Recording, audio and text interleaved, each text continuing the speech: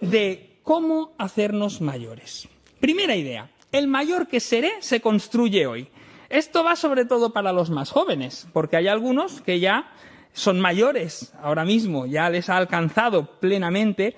Se dice que hoy se habla de gente mayor a partir de los 65, pero luego hay un par de conceptos. Ya la ancianidad se sitúa en los 80 y ya la alta ancianidad cerca de los 90.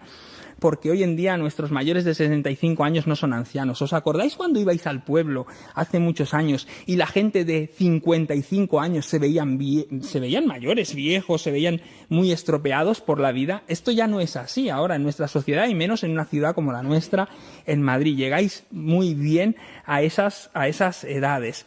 Entonces, los conceptos han ido cambiando con los años, vivimos mucho más también, ¿no?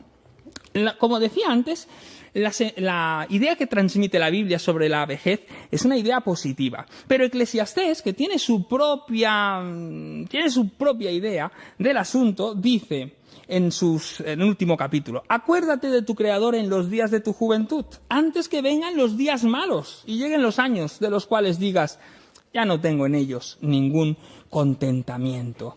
Aunque la visión de la Biblia en general sea positiva respecto a la ancianidad, el Eclesiastés nos sorprende con un retrato mucho más duro y dice: ahora que eres joven, aprovéchate, alégrate, disfruta, pero ten en cuenta también a Dios en todo ello.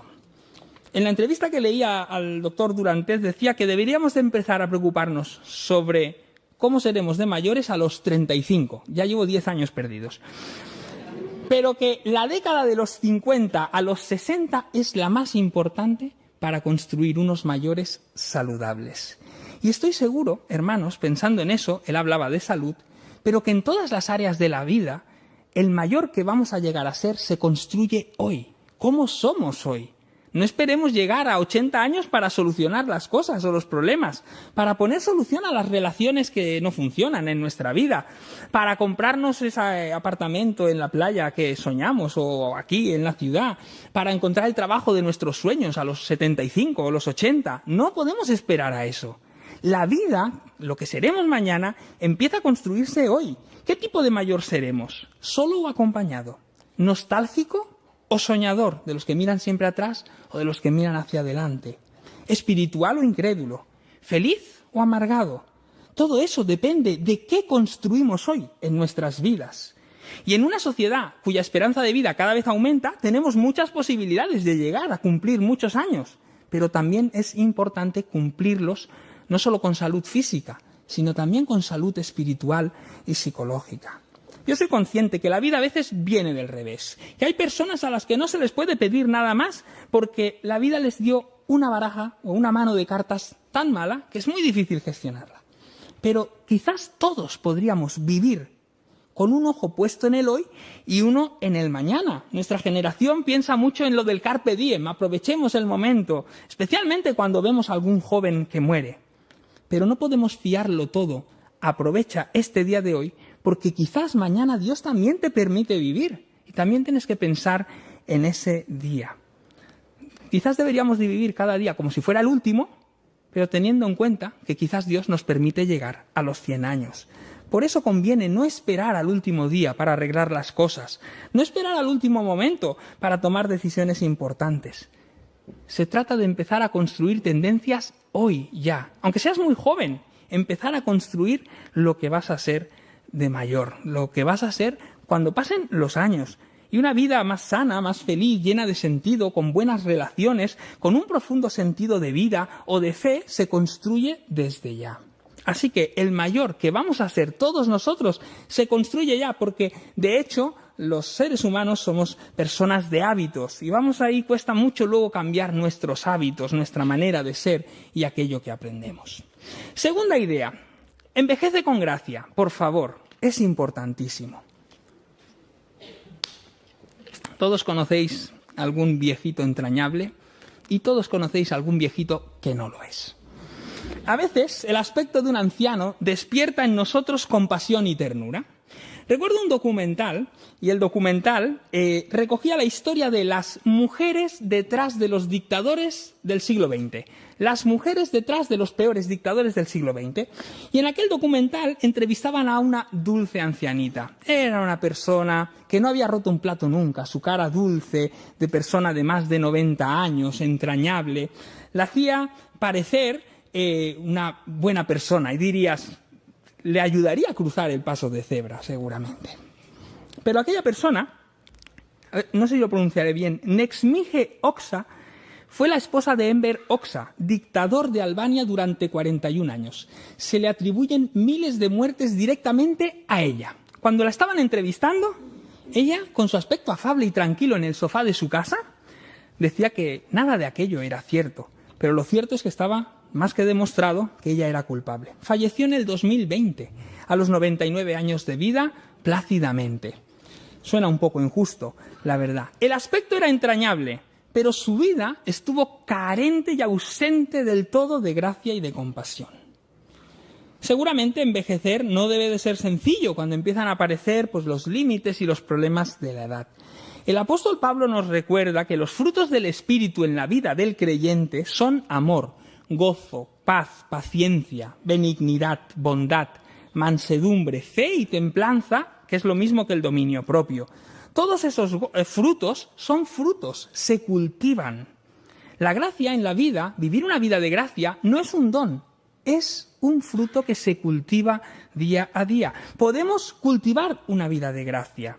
Una vida de gracia se expresa con agradecimiento, con humildad, con generosidad, con amor, con perdón, con compasión, aprendiendo a vivir y a enfrentar los retos y las dificultades. Esas virtudes que tiene el Evangelio se cultivan cada día. Uno no puede llegar a los 65, sacar de una chistera una vida de gracia si nunca la tuvo. No sale fácil eso. Uno no cambia así de la noche a la mañana. Uno no se vuelve buena gente y amable con los demás y amoroso y compasivo si nunca lo practicó. Por eso es fundamental envejecer con gracia. Es importantísimo. Jesús dice, de gracia recibisteis, dad de gracia, cuando envía a los discípulos en la primera de las comisiones. Y puedes llegar a tener el rostro de un anciano entrañable, pero si no envejeces con gracia, la vida se te va a hacer muy cuesta arriba a ti y a los que te rodeamos también. Porque a veces hemos experimentado eso. Vivamos con gracia, es importante. Pongamos gracia a nuestras vidas, a nuestras relaciones, en nuestra iglesia, con la gente que nos rodea, en nuestra propia manera de comportarnos con nosotros mismos. Tercera idea, ¿cómo podemos envejecer? Pues tener en cuenta que el mayor que voy a ser se construye hoy, aunque seas de 15 o 20 años, de los que hay por aquí sentados, e intentar envejecer con gracia. En tercer lugar, invertir en sabiduría, como nos dice el libro de Proverbios. Dice el Salmo 90, enséñanos de tal modo a contar nuestros días que traigamos al corazón sabiduría. El apóstol Pablo dice en la carta de Efesios, sed sabios en vuestra manera de vivir, aprovechando bien el tiempo porque los días son malos. Y Job en su carta reconoce, en su libro, Job 12:12, en los ancianos está la ciencia y en la mucha edad la inteligencia. ¿Qué pasa en el mundo oriental antiguo? La Biblia tiene una idea, una cierta veneración por la ancianidad, porque en el mundo oriental antiguo, y no solo en el mundo bíblico, sino también en su contexto alrededor, se veneraba a las personas ancianas como personas sabias, las personas con experiencia y sabiduría de vida. En todas esas culturas del Oriente Medio y Próximo, el anciano era una persona digna de respeto. Los griegos cambiaron un poco esa veneración por una veneración más enfocada en la juventud. Hoy todavía idolatramos la juventud, la belleza, la salud y escondemos en muchas ocasiones los efectos de la edad, de la enfermedad o de lo que no es o no nos parece tan bello. No es extraño porque vivimos en un tiempo de cambios muy rápidos. Los conocimientos quedan enseguida obsoletos. Los hijos saben más que los padres. Todo avanza tan rápido que nos supera de alguna manera. Pero a pesar de todo eso, la sabiduría y la experiencia de la vida son insustituibles. Dice el refrán español, sabe más el diablo por viejo que por diablo, dice el refrán castellano. Porque aquello que se acumula en la experiencia de la vida con los años no se puede cambiar por todos los conocimientos que a lo mejor nuestro tiempo está generando. ¿Qué pasa? Lo hemos visto en muchas ocasiones. Recientemente un actor de segunda línea de Hollywood apareció muerto en su casa. Era jovencito, 20 y pocos años sí tenía. ¿Qué pasa con muchos jóvenes al llegar a la fama y la riqueza en el mundo de los deportes, del arte, del entretenimiento, del cine, etcétera, etcétera? Apenas saben gestionar esa situación sobrevenida y muchas veces las consecuencias terminan siendo trágicas.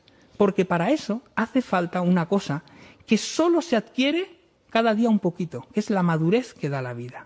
No puedes con 20 años tener la de 50, ni con 50 la de 75, porque no se puede hacer de ninguna manera. La vida va transcurriendo y poquito a poco va sembrando gotas de esa madurez, de esa sabiduría que da la experiencia. Si vas a envejecer, y ya hemos dicho que lo más probable es que envejezcas, y sería guay, entonces invierte en sabiduría. Dice Proverbios 10:14, los sabios atesoran conocimiento, pero cuando abre la boca el necio, está cerca la ruina. Y Proverbios también dice en el capítulo 4, adquiere sabiduría, sobre todas las cosas adquiere inteligencia. Y eso no es solo de personas mayores, no lo fiemos todo a eso. Eclesiastés, otra vez con su visión diferente sobre la ancianidad, dice, más vale joven, pobre y sabio que el rey viejo y necio que no acepta consejos. Nunca es demasiado pronto para empezar a invertir en sabiduría. Y eso te dará una vida más feliz y más llena de sentido. Último punto de mi sermón. 4. Pon tu confianza en Dios. El Salmo 71 que leíamos se titula Oración de un anciano y dice en el verso 9, no me dejes en el tiempo de la vejez, cuando mi fuerza se acabe no me desampares. Pero él mismo dice más adelante en los versos 19 y 21, tú que me has hecho ver angustias y males, volverás a darme vida y de nuevo me levantarás desde los abismos de la tierra. Aumentarás mi grandeza y volverás a consolarme. El salmista pone toda su esperanza en el Señor en la última etapa de la vida, en la etapa de la vejez o la ancianidad. Laura Peraíta escribía en ABC un artículo que empezaba titulando «Urge dar sentido al vacío existencial de la vejez». Y allí analizaba la vida de Mariluz, una señora que al llegar a los 65 y dejar el trabajo, dijo rotundamente «no valgo para nada», enfrentándose a ese vacío existencial de algunos momentos de la vida. Una amiga mía, psicóloga, me comentaba días atrás que hay un gran vacío existencial y de fe en las personas a las que atiende. La vida está llena de cambios y estabilidad, cambio y estabilidad continuamente. Y la etapa de hacerse mayor tiene sus propios desafíos. Me imagino que retos complicados, jubilarse y dejar de trabajar, cuando a lo mejor, en muchos casos, el trabajo es algo que nos realiza como personas, que nos ordena nuestros horarios y nos ayuda. Dejar de cuidar a los hijos y pasar a ser cuidado, a depender de los cuidados de otro. Enfrentarse al desafío de perder las facultades, las limitaciones que llegan con la edad o las enfermedades. O incluso en el marco de la Iglesia, el desafío de aprender a vivir la fe de otra manera, especialmente aquellas personas que estuvieron muy implicadas, que fueron muy activas en la Iglesia y ven cómo también las fuerzas les faltan para eso. Y pensad, o imaginaos el escenario al que nos abocamos. Si uno se jubila con 65, 67 quizás, y puede vivir hasta los 100, pueden pasar 35 años que se conviertan en un auténtico drama o en un lugar de esperanza. Y eso lo puede hacer la fe. Si dejamos espacio para la fe, si ponemos a la fe en el centro de nuestras vidas, si dejamos que Jesús le dé sentido y ordene el resto, Él nos ayudará a llevar también esta etapa de la vida. Jesús dijo aquellas preciosas palabras en el Evangelio de Juan, he venido para que tengan vida y vida en abundancia. Y es que Jesús es dador de sentido y de plenitud de vida. Por eso en ese tránsito que todos vivimos cada día de hacernos más mayores, dice mi hijo, yo no me quiero hacer mayor, papá. Está en esa etapa donde le encanta la edad que tiene ahora mismo, y a mí también, pero no nos va a quedar más remedio a ninguno de los dos que hacernos mayores. Cada día nos hacemos mayores, pero Jesús puede ser sentido y plenitud de vida en cada una de las etapas que enfrentamos, en cada una de esas etapas, porque puede traer esperanza a nuestras vidas, a nuestros entornos, a nuestros momentos vitales. Y mirad si pasamos por momentos vitales, somos niños, disfrutamos como los niños, nos hacemos adultos, empezamos a estudiar seriamente, la vida se va complicando con los trabajos, tenemos hijos, los cuidamos, luego cuidamos a los padres cuando los hijos ya se están yendo de casa, a veces las dos cosas al mismo tiempo, luego somos nosotros los que nos hacemos mayores, dejamos de trabajar, empezamos a necesitar que nos cuiden, la vida va avanzando y pasando como un rodillo para cada uno de nosotros, pero la fe nos puede ayudar a que nuestra vida se llene de sentido. Termino mi reflexión. La Biblia, como decíamos, en esa visión que tiene positiva de la ancianidad y también del llegar a mayor es algo bueno en el Antiguo Testamento.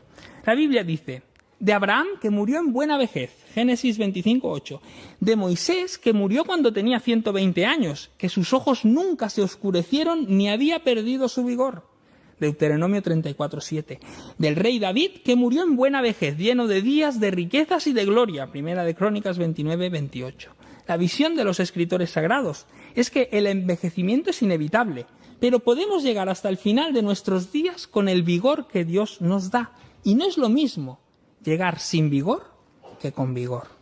Y es cierto que no podemos controlar todos los aspectos de nuestra vida y que a veces la vida nos trata peor o mejor en función del lugar donde nacimos, de nuestras posibilidades económicas, de nuestros trabajos, de nuestra formación.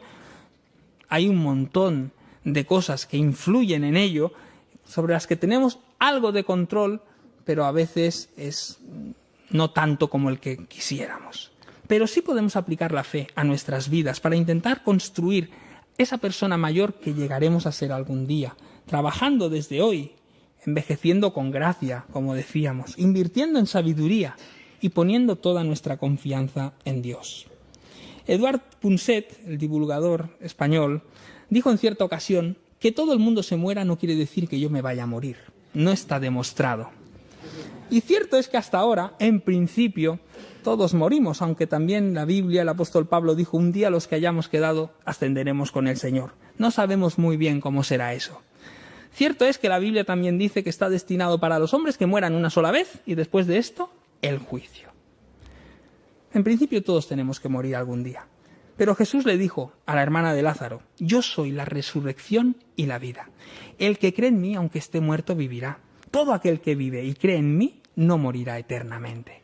Y esa es la promesa y la esperanza que nos ayuda a enfrentar la vida y la muerte, lo que está aquí y lo que está más allá, lo que vivimos ahora y lo que viviremos mañana. Esa es nuestra fe. Que el Señor nos ayude y que nos ayude a hacernos mayores, pero a hacernos bien.